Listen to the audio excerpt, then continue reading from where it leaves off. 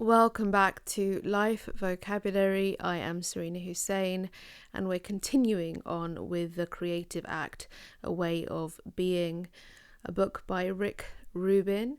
Grab yourself some chai.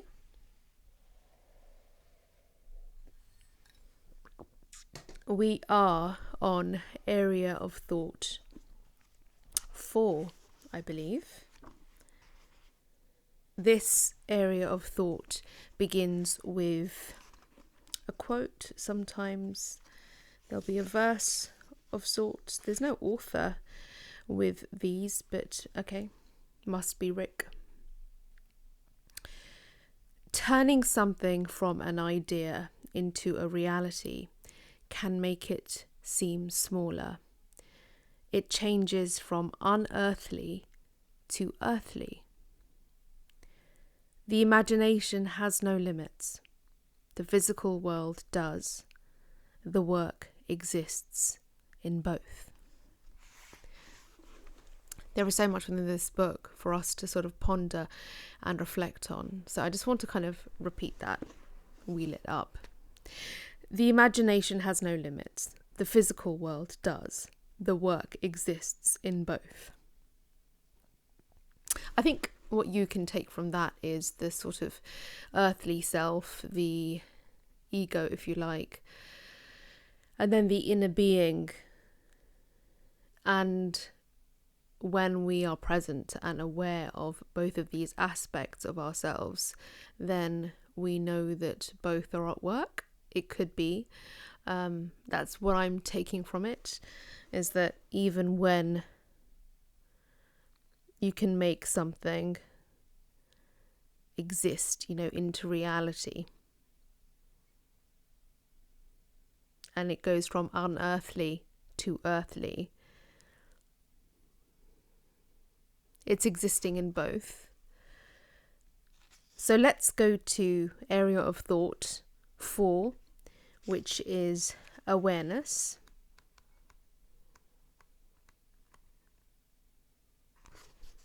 There are 78 areas of thought in total. Awareness. In most of our daily activities, we choose the agenda and develop a strategy to achieve the goal at hand.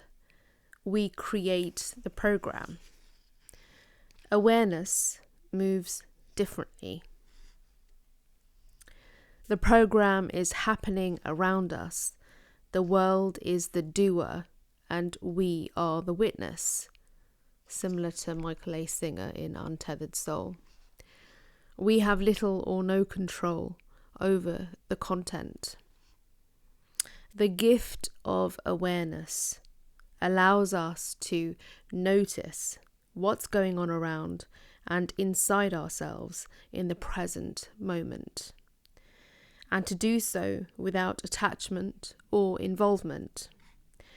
We may observe bodily sensations, passing thoughts and feelings, sounds or visual cues, smells and tastes.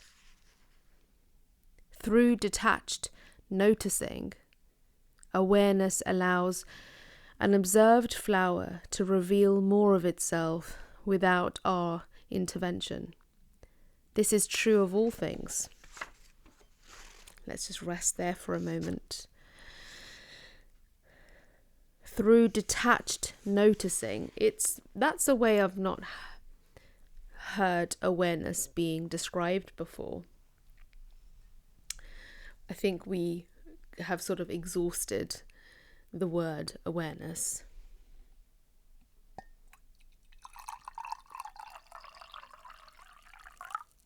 Detached noticing definitely feels like it's almost like he's just breaking it down, making it less fluffy or woo-woo, even though awareness really isn't, but I think the way that it's been used so much.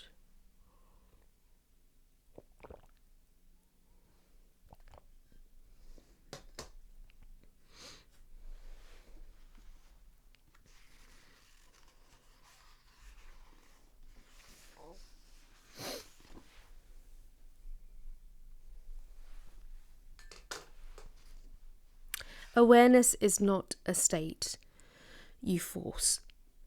There is little effort involved, though persistence is key. It's something you actively allow to happen. It is a presence with and acceptance of what is happening in the eternal now. Yes, because, when we talk about being present, we are not only observing, we are embracing, accepting what is. We are not resisting it. We're not analysing it either. We're observing it, but we're accepting it for what it is. As soon as you label an aspect of source, you are no longer noticing, you are studying. This holds true of any thought that takes you out of presence with the object of your awareness, whether analysis or simply becoming aware that you are aware. Analysis is a secondary function. I'm smiling because I just mentioned that and I haven't read this yet. The awareness happens first as a pure connection with the object of your attention. If something strikes me as interesting or beautiful, first I live that experience. Only afterward might I attempt to understand it. Though we can't change what it is that we are noticing, we can change our ability to notice. We can expand our awareness and narrow it, experience it with our eyes open or closed. We can quiet our inside so we can perceive more on the outside, or quiet the outside so we can notice more of what's happening inside. We can zoom in on something so closely it loses the features that make it what it appears to be, or zoom so far out it seems like something entirely new. I like this way of sort of almost inviting us to play with awareness almost. The universe is only as large as our perception of it. When we cultivate our awareness, we are expanding the universe. This expands the scope, not just of the material at our disposal to create from, but of the life we get to live.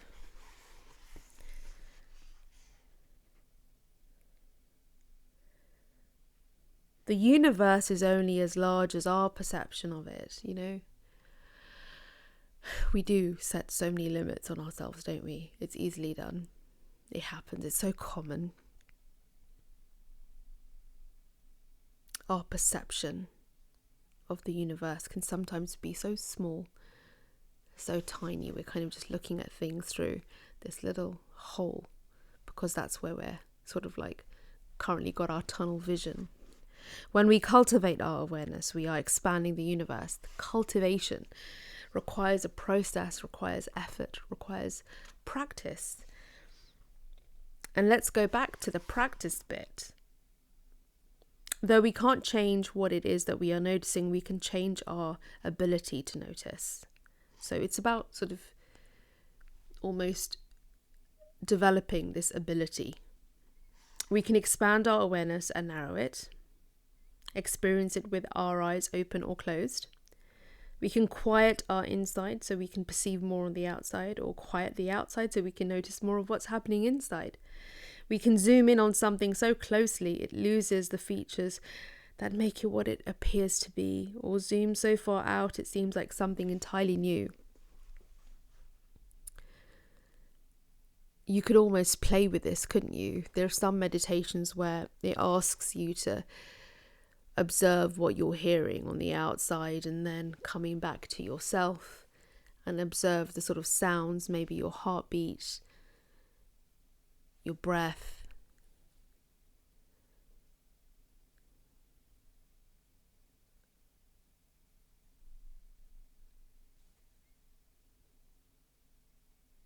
This book is wonderful because it's giving us an opportunity to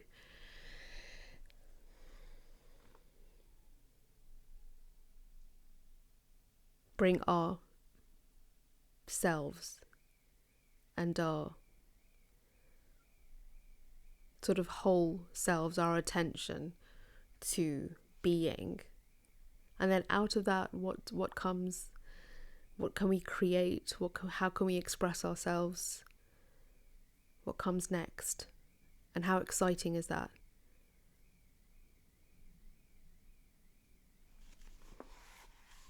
I'll see you in the next one.